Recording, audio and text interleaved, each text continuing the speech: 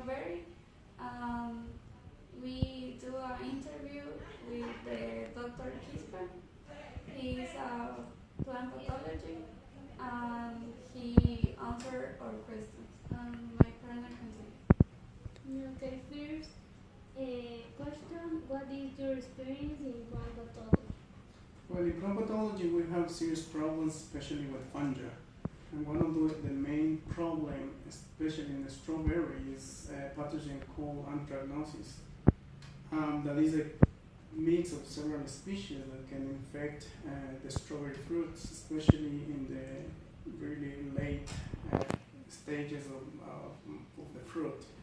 That means that a lot of losses you can have because of the infestation of this pathogen.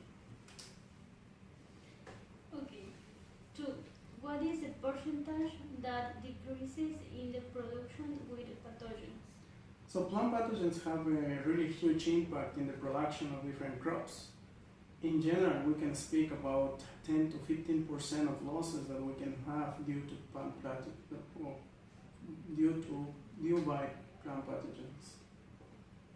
Well, what is the economical effects pathogen cause to the crops?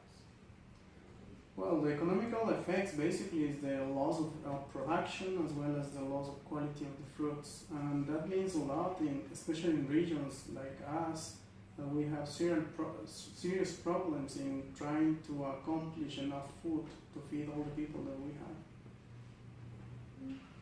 For what is the anthracnose and how it is transmitted? So anthracnose is a fungal disease that is caused by several species of fungi. One of those is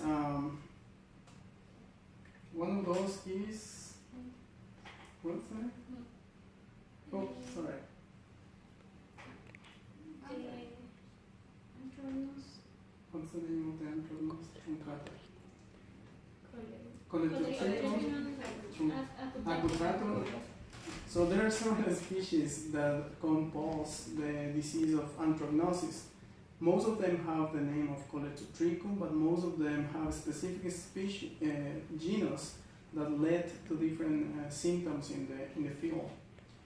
The main problem that we have is the rotting of the fruits, and that causes serious problems, especially in later stages, in post-harvest stages.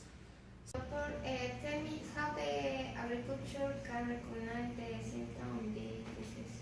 So anthracnosis comes from a term that means necrosis or black spots. So usually when you go to the field, you can start seeing problems in the fruit, especially that you can see rotten black spots on those fruits.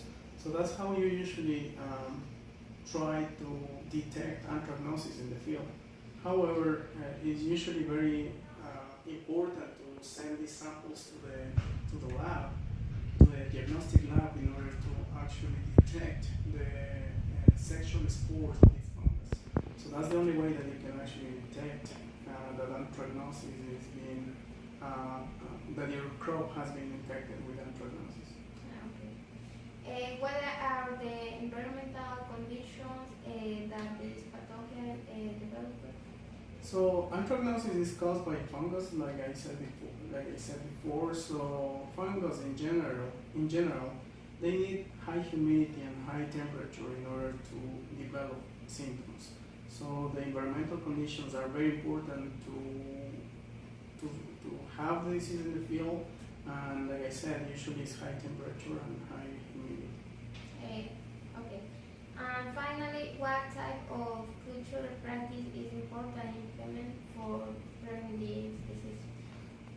So in commercial fields for strawberries, the only way that you can control these diseases is by fungicides, and that's very sad because sometimes the fruits that we receive are very toxic for us. But that's the only way, because the fungus is always in the field and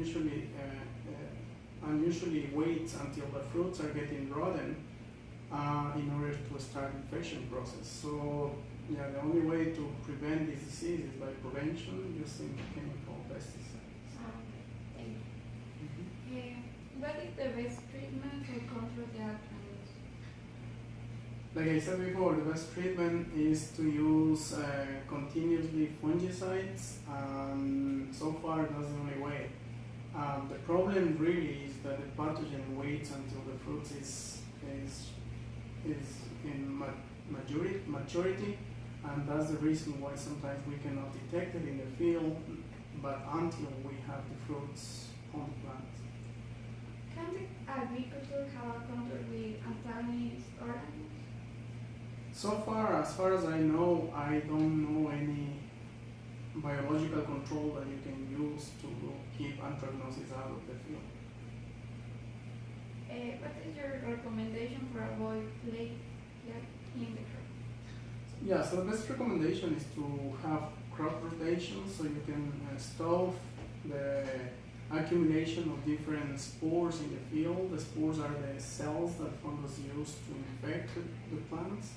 So if you can avoid to have a lot of these spores in the field, you might be able to keep the incidence of the disease really low, and that will be the only way that we can keep losses low as well. Thank you, doctor, for your information. It's so necessary for our study,